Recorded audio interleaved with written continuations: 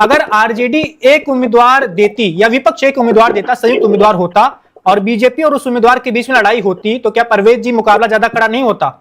जनसुराज वाले कह रहे हैं कि रेखा गुप्ता को उम्मीदवार बना के आपने विपक्ष का वोट बांट दिया, तीसरे नंबर पर आएंगे आप, हो सकता है चौथे नंबर पर चले जाएंगे, ऐसा उनका कहना है। वैभव जी, मैं तो बड़ा आश्चर्य हूँ कि जो इस देश में पीआर मैनेजमेंट के तहत जो नैरेटिव चलाया जा रहा है, क्या वो नैरेटिव जनता के बीच में जा पाएगी? कि जन सुराज के लोग और मीडिया के लोग हमें कह रहे हैं, राष्ट्रीय जनता दल को कह रहे हैं कि हमारा एक ही कैंडिडेट है रेखा गुप्ता जी। आज हमारे प्रदेश अध्यक्ष माननीय मंगनीलाल मंडल जी ने प्रेस कॉन्फ्रेंस करके ये घोषणा किया कि महागठबंधन का एक ही उम्मीदवार है और वो सीट पहले कांग्रेस को दी गई थी और 2025 में वो सीट आरजेडी के कोटे में थी और आरजेडी से रेखा गुप्ता जी पहले भी चुनाव लड़ी हैं। और जिन लोगों को ये भ्रम है, मैं ये बता देता हूँ कि रेखा गुप्ता जी पिछले 2025 चुनाव भी लड़ी और वहां से करीब 46-47 हजार वोट हम लोगों को प्राप्त है।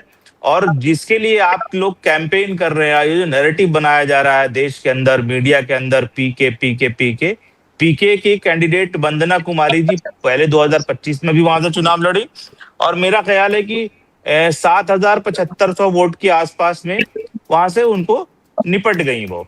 और प्रशांत किशोर जी जो 2025 के चुनाव में ढिंढोरा पीट रहे थे कि मैं सरकार बनाने जानता हूं, सरकार बनाने में हमारी भूमिका रहती है, मैंने कई लोगों को मुख्यमंत्री बनाया पूरे देश के अंदर, तो वो बेचारे, उनकी पार्टी की क्या हाल हुई। और उनकी पार्टी ने भारतीय जनता पार्टी के स्लीपर सेल के तहत काम किया, जिसमें कि जो एंटी बीजेपी वोट था या जो एंटी इनकम्बेंसी वोट था, उसका पोलराइजेशन 2 पोलों में कराया गया। और पीके इसी के लिए भारतीय जनता पार्टी के खेमे के साथ काम कर रहे हैं। और इंटरनली आज भी ये जो नैरेटिव चलाया जा रहा है, जहां पे सीधी टक्कर राष्ट्रीय जनता दल से भारतीय जनता पार्टी की बांकीपुर विधानसभा में है।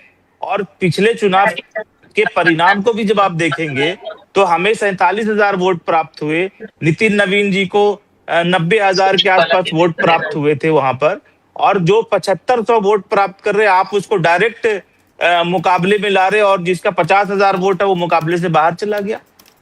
तो मुझे तो नहीं समझ में आ रही कि कौन से गणित पे यहाँ चर्चा हो रही है और कौन से नैरेटिव पर यहाँ चर्चा हो रही है। मीडिया के अंदर नैरेटिव सेट करना आज के लिए पीआर एजेंसियों का काम है और देश और बिहार पीआर एजेंसियों से नहीं चलता है, चुनाव पीआर एजेंसी से नहीं चलता है। और इस बात का साक्ष्य जो है 2025 के चुनाव में प्रशांत किशोर जी को मिल चुका है कि जो उनका भ्रम था कि पीआर एजेंसी के थ्रू काम करेंगे और पीआर मैनेजमेंट के थ्रू काम करेंगे और पूरे देश में सत्ता परिवर्तन कर देंगे, बिहार के अंदर सत्ता परिवर्तन कर देंगे और इस तरह की बड़ी बड़ी बोली वो बोल रहे थे। राष्ट्रीय जनता दल को बिहार के अंदर कम आंकना, ये बहुत बड़ी भूल है लोगों की। और चलिए आप प्रवेश जी आपके पास आएंगे, हमारे साथ विक्रांत विक्की जी भी जुड़े हुए हैं, आपके पास आएंगे। मैं ये मानता हूं वैभव जी कि जब आप बात करें तो बहुत स्पष्ट बात करें कि जिस सीट पर राष्ट्रीय जनता दल के कैंडिडेट को 50,000 वोट प्राप्त है, आप उसको चुनाव में प्रतिद्वंदी नहीं मानते। जिस कैंडिडेट को 7500 वोट प्राप्त है, आप उसको प्रतिद्वंदी मानते हैं। तो ये मुझे लगता है कहीं ना कहीं पीआर का खेल है। चलिए हमारे साथ विक्रांत विक्की जी भी जुड़े हुए हैं जो जनता दल यूनाइटेड से जुड़े हुए हैं। विक्रांत जी, आपका क्या मानना है? पीके के दावों पर बांकीपुर से उनका चुनाव लड़ना, पहली बार वो चुनावी मैदान में उतर रहे हैं। पहले वो चुनाव के लिए रणनीतियां बनाते थे, लेकिन अब वो खुद उम्मीदवार हैं। वैभव जी, मैं बताऊं, मुझे तो हंसी आ रही है।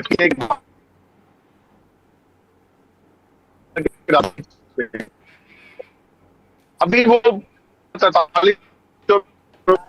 विक्रांत जी, आपकी आवाज साफ नहीं आ रही है, कुछ नेटवर्क की दिक्कतें हैं। हम रामकुमार पाल जी के पास चलेंगे, आपके पास आएंगे सर। रामकुमार पाल जी, भारतीय जनता पार्टी के लिए यह सीट आसान रही है 1995 से ही, लगातार आप आसानी से जीतते रहे हैं। आंकड़े साफ साफ बता रहे हैं कि आपको 50% ज्यादा वोट यहां मिलते हैं। कायस्थ समाज का दबदबा है, 70,000 के करीब वोट हैं, आपके ही पक्ष में लामबंद होते हैं।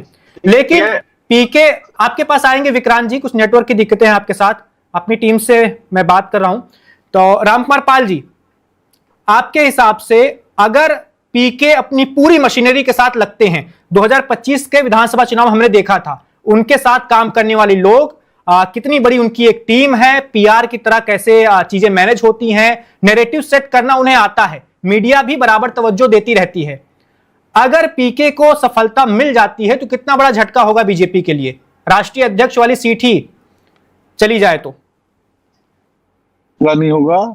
और पीके का आईपेक कंपनी देश में चुनाव लड़ाना और चुनाव लड़ा के पैसे कमाना इनका बिजनेस ही है। लेकिन यहाँ बिहार की जनता ने दिखा दिया, और बिहार की जनता विकास के साथ खड़ी है। बिहार की जनता विनाश के साथ नहीं जाएगी। और पीके क्या करते हैं, अभी कुत्ता बिल्ली का शब्द आपने पीके से सुनवाया और आलोक जी ने हमारे ऊपर ढकल दिया, कांग्रेस बीजेपी वाले कुत्ता बिल्ली करे। नहीं भैया, जनता कुत्ता बिल्ली नहीं है, जनता मालिक है, जनता के सेवक है। बीजेपी सेवा करती है, मलिकाना हक जनता के पास है, वहीं रहने दो, उसी के ही हक है, उसी का भारत है। ये किसी परिवार का भारत नहीं है, ये जनता का भारत है। जनता को अगर अभद्र भाषा सुनाएंगे तो जनता रिजल्ट ताबड़तोड़ देती है, आलोक भाई ने स्वयं कहा है। तो इसके लिए जनता से कभी ना खिलवाड़ करो, लड़ो। लड़ना है, जनता जिसको चाहेगी जिता देगी, जनता चाहेगी उसको मट्टी पिला देगी। तो वहां पे बीजेपी का जो विकास कार्य चल रहा है, आज सम्राट जी हो या पूरी टीम को विकास के लिए वहां खड़ा किया गया है, और विकास के कार्य भी हो रहे हैं। पूर्व में आपने कभी सोचा था कि विकास के कार्य होते थे? पूर्व में यही बस मंदिर और मस्जिद। आज आप लोग कभी मंथन नहीं करते हो कि देश की सारी, लेकिन रामकुमार पाल जी, पीके इसी विकास को मुद्दा बना रहे हैं। उनकी टीम, अगर आप पीके के एक्स हैंडल पर जाएंगे, जनसुराज के एक्स हैंडल पर जाएंगे, तो लगातार बांकीपुर के नालों की तस्वीरें भेज रहे हैं, सड़कों की तस्वीरें वो शेयर कर रहे हैं और लिख रहे हैं कि जो सीट बीजेपी के पास पिछले 30 सालों से है, उस सीट पर ही अगर विकास नहीं हुआ है तो बाकी राज्य में विकास की आस कैसे लगाए जनता? ऐसा तो है नहीं कि बांकीपुर बहुत समृद्ध विधानसभा क्षेत्रों में आ गया हो, वहां की स्थिति बदहाल है, ऐसा जनसुराज का कहना है, और उसके जिम्मेदार सिर्फ बीजेपी है। मैं मानता हूं आपको जो कहना है उनके हैंडल से पढ़ के कीजिए, लेकिन ये पहले सरकारों में क्या मांग होती थी केंद्र से? चाहे कांग्रेस के समय, मनमोहन के समय क्या मांगते थे? विशेष दर्जा, विशेष पैकेज। पैकेज मांग के क्या बताएं? अभी आलोक जी तो खुल के कहते हैं, मैं तो खुल के नहीं कह पाता कि पैकेज मांग के सरकार चलेगी। उस पैकेज का मतलब क्या हुआ? क्या मांग रहे हो? और आप में सक्षमता नहीं है तो आप सरकार में क्यों आते हो? पैकेज के भरोसे हम लोग पैकेज मांग रहे हैं क्या? केंद्र है, केंद्र के साथ काम कर रहे हैं, वहीं से उत्पन्न है, वहीं खर्च है। आज जितने भी चीजें बन रही है, या पटना एयरपोर्ट कभी आपने सोचा था ऐसा बनेगा? कभी सोचा था? या मुंबई जैसा मरीन ड्राइव वहां बना है, आपने कभी सोचा था? विपक्ष ने कभी कहा था? और विपक्ष आज भी, चाहे इनके जितने भी सांसद हो, ये कभी भी हमारे क्षेत्र में काम ये नहीं हुआ है, वो नहीं हुआ, उसकी मांग केंद्र से या सत्ता पक्ष से नहीं करते। बस इस मदरसे को रिपेयर नहीं किया, इस मदरसे की बंद कर दी, इस कब्रिस्तान की ये बंद कर दी, यही करते हैं। इनके दिमाग में पता नहीं वो क्या है। और मैं तो सारी पार्टियों से, सारे लोगों से हाथ जोड़ के विनती करूंगा, आत्ममंथन कीजिए कि क्या आदिवासी को कोई वोट दिया आपने? यादवों को कोई वोट दिया आपने? हाँ, ब्राह्मण को तो वैसे ही आप अपने नाम पे ही करोड़पति बना दिया, उसके खिलाफ सब कुछ करते हैं। कुछ गलतियां हमारी सरकार ने भी की है, अभी जो कुछ लाया था, लेकिन भगवान शुक्र अदा करे सुप्रीम कोर्ट का स्टे लग गया। तो आत्ममंथन करना चाहिए। अगर संविधान है तो सबको सबका हक मिलना चाहिए। एक विशेष वर्ग को ही क्यों? एक विशेष वर्ग के साथ ही क्यों?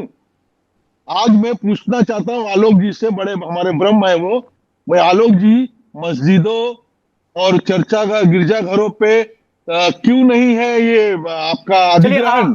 क्यों नहीं? एक मिनट मेरे को भले मौका दे देना, नहीं है सर, मुझे मौका देना। मैं आलोक जी की बात सुनना चाहता हूँ। आलोक जी को मैं पसंद भी करता हूँ। सिर्फ हिंदुओं मंदिरों पे अधिग्रहण क्यों है इतने वर्षों से? क्यों है? ये सवाल करना नाजायज है कि इस भारत के अंदर? रामकुमार पाल जी, किसी दिन हम इसी विषय पर बातचीत कर लेंगे। अभी ये मुझे आलोक जी को सुनना है, बाकी तो सब एक ही है। तो उसका उत्तर मैं दे सकता हूं। मूल विषय से नहीं सुनना है सर। इस बातचीत का हमने एक मुद्दा रखा हुआ है। डॉक्टर आलोक के पास चलते हैं। आलोक जी, आप रामकुमार पाल जी को जवाब दे सकते हैं, लेकिन मेरा एक सवाल और आपसे है। प्रशांत किशोर खुद बार बार कह रहे हैं कि ये सीट मुश्किल है, बीजेपी की परंपरागत सीट रही है, फिर भी आपके हिसाब से चुनाव क्यों लड़ रहे हैं वो? अभी मुश्किल से नवंबर दिसंबर में ही तो चुनाव हुए थे बिहार में 25 में, तब क्यों नहीं लड़े थे? जब बार बार चर्चा की जा रही थी कि आपको लड़ना चाहिए, लड़ना चाहिए। राघवपुर से एक बार बात हुई, वहां पर वो गए भी थे, बाद में उन्होंने कहा कि नहीं, एक सीट से लड़ूंगा तो बाकी सीटों पर प्रचार नहीं कर पाऊंगा। अब क्यों लड़ रहे हैं? देखिए, इसमें खास बात यह है कि ये 30 से 40 साल से भारतीय जनता पार्टी के पास है। पीके अगर चुनाव लड़ते हैं तो उनके अपने संगठन के लिए बहुत अच्छा है, कम से कम उनके कार्यकर्ताओं में जोश आएगा। जो चुनाव के हार के बाद थोड़ा सा बहुत बुरी तरह से ज्यादातर, या मुझे जहां तक जानकारी याद आ रही, सारे इनके जो कैंडिडेट थे उनकी जमानत जब्त हो गई थी। तो पीके का चुनाव लड़ना बहुत ज्यादा क्या होगा, वो हार जाएंगे। लेकिन अगर वो जीत गए तो मुख्य विपक्षी दल की भूमिका वही निभाएंगे, जैसे उनकी भाषण शैली और जैसे उनका मस्तिष्क है, जैसा उनके प्रत्युत्पन्न मति है। भैया किसी का साउंड बहुत ज्यादा आ रहा है, प्लीज सब लोग म्यूट कर लीजिए। बिल्कुल, मैंने अपनी टीम से बोल दिया है सर जी।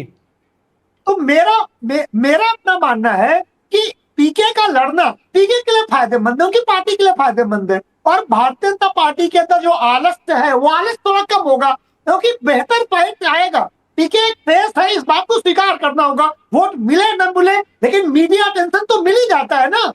पीके का सहारा तो बीजेपी ने भी लिया, पीके का सहारा ममता बनर्जी ने लिया, पीके का सहारा जो लोग विरोध करते हैं उनने भी लिया, बहुत सारे लोगों ने। तो इसलिए पीके को निगलेक्ट नहीं कर सकते।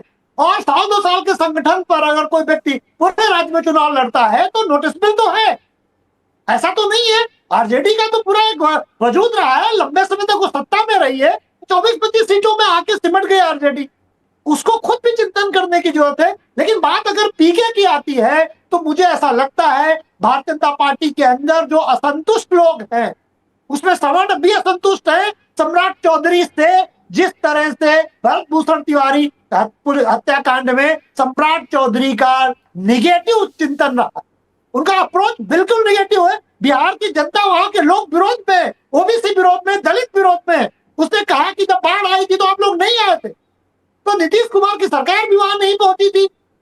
तो इसलिए भरत भूषण तिवारी की हत्या के बाद जिस तरह का नैरेटिव बन रहा है, जिस तरह से सवर्ण डोमिनेटेड वो सीट है, और भारतीय जनता पार्टी की सरकार तो वैसे भी नहीं बदलेगी। बिल्कुल डॉक्टर आलोक जैसे मैं बिल्कुल जेडीयू में नीतीश कुमार ने उसका उस हत्याकांड का, अरे भाई बीच में नहीं भाई। विक्रांत विक्की जी आपके पास आएंगे सर, आपके पास आ रहे हैं, आप अपनी बात पूरी कीजिए डॉक्टर आलोक जी। मैं सिर्फ ये कह रहा हूं कि उसकी हत्या तो नीतीश कुमार ने भी किया। आप सोचिए, जिसको मुख्यमंत्री बचा रहे हैं, जिस अधिकारी को उन्होंने तुरंत सस्पेंशन के बाद तुरंत दूसरी पोस्टिंग दे दी, उसका तो नीतीश कुमार भी विरोध कर रहे हैं, जेडीयू भी विरोध कर रही है, इवन बीजेपी के सवर्ण नेता चौधरी जी भी विरोध करके आए। तो सम्राट चौधरी का जो एरोगेंस है मुख्यमंत्री का, एक ही महीने में निकल के आ गया। तो सम्राट चौधरी के लिए यह संकेत है कि अगर आप सही तरीके से, आपको राजा बनाया तो निश्चित तरीके से काम करिए। आप वहां एक बच्चे की हत्या हो गई, पुलिस ने गलत तरीके से मारा और आप उसे सवर्ण बनाम ओबीसी जनरल करने में लगे। कैसे मुख्यमंत्री आप हैं? तो ये भी तो उन्हें समझना ही होगा। इस परिप्रेक्ष्य में अगर आप देखेंगे, ये चुनाव दिलचस्प होगा। हार जीत तो अंतर तो जनता तय करेगी। Subscribe to One India and never miss an update. Download the One India app now.